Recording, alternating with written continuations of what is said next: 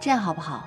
我们呢玩一个游戏，我们给你的自杀冲动打1个分，0分是没有任何冲动，100分是完全不受自己控制。刚刚你在天台上想自杀的冲动是多少分呢？95分。那么这个冲动已经是非常强烈了。可即便是这样，你还是没有完全放弃想要生存的意愿。让你不愿意舍弃生命的这5分是什么呢？我想到了我爸爸妈妈，我想象不到他们看到我自杀会怎么样。这要是你稍等一下，我马上就过来。我有多长时间？8分钟，最多8分钟。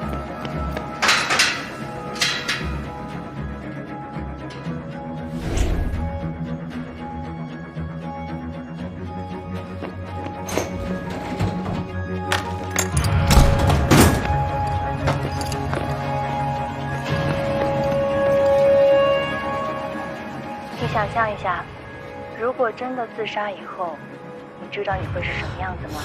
而你的父母又会变成什么样呢？真正选择从高层跳下去的人，最后死后都会非常的恐怖。巨大的冲击力使我们的骨骼穿透肌肉，还有皮肤，甚至连面目都很难分辨出来。谁呀？干嘛了？快过来！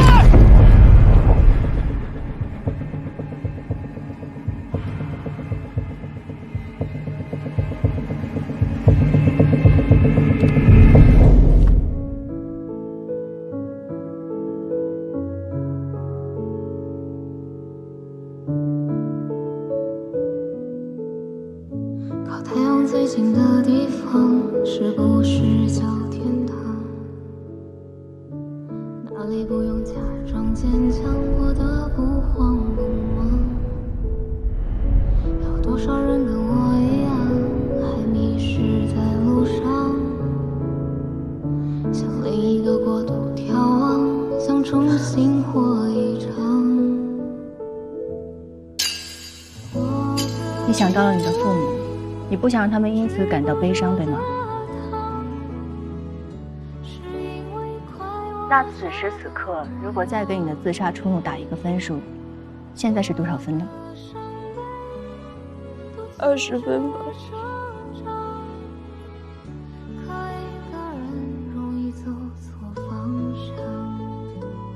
我不想让我爸爸妈妈看到我自杀的样子。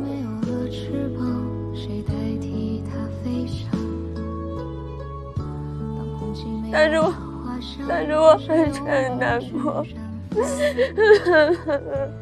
我非常明白你的难过，我也希望可以更多的了解你，但请你相信，除了我之外，还有更多的人都想关心你。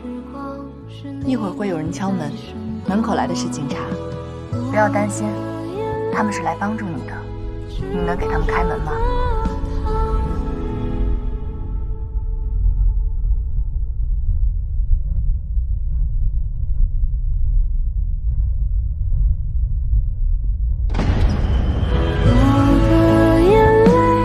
我非常开心你能给我打这通电话，这说明你还想跟别人进行情感交流。但是你的困惑，你的痛苦，我们可能很难在这一通电话里完全疗愈，这需要你线下进行更加全面和系统的心理咨询，可以吗？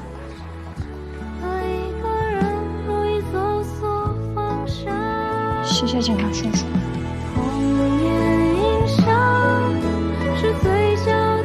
希望你下次遇到这种情况的时候，第一个要学会保护自己。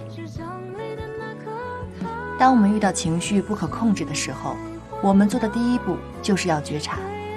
当我们觉察了自己的情绪以后，可以尝试一个简单的方法，那就是数数，然后喊停。1、2、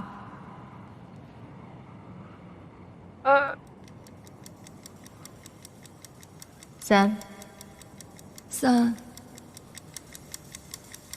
停。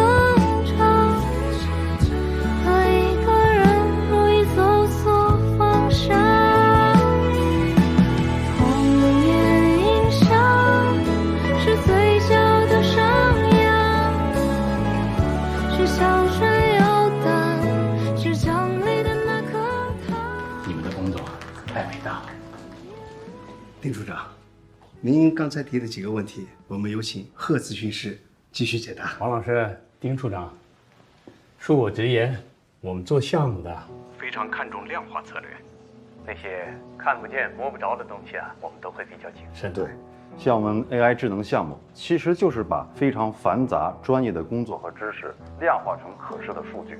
有了 AI 智能化的危机干预，就能够解决过分依赖个人能力的困境。这样呢，就能够将心理咨询服务进行全面的市场化。王老师，据我了解，现在中心人员流动性非常大，是事实吧？咨询行业缺的是人，心理咨询师才是核心价值。之所以流动性大，是因为存在资金缺口。贺咨询师，那么我想请问，一个干预中心10几号人，一通电话需要排队40分钟以上才能接通，那能够服务的对象是不是很有限呢？再者，我们计算机是算法科学，而人呢都会有主观臆断。你就这么有自信，人能比电脑更科学，能比电脑算得更准确吗？杨总，我不否认 AI 智能的策略分析有数据性支撑的优越性，可我们面对的是一个正在危险边缘鲜活的生命。您就这么有信心，他们生命中的最后一通求助电话交给一个没血没肉的机器人来做咨询策略吗？这个情况，行了，都别这么紧张了啊！贺咨询师啊，我有点好奇啊，就是你最后提到的那个手术啊，真那么管用吗？认知神经学，我们人体右脑的前额皮质是引发欲望跟冲动的，然而我们左脑前额皮质与之相反，是可以控制情绪和欲望的。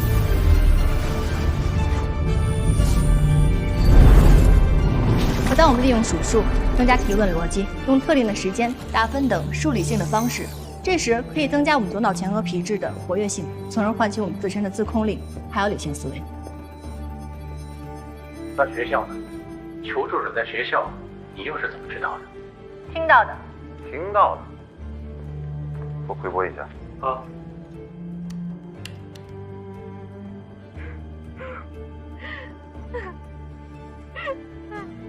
没有啊，哪儿有？杨总，并不是所有问题都可以靠算法解决的。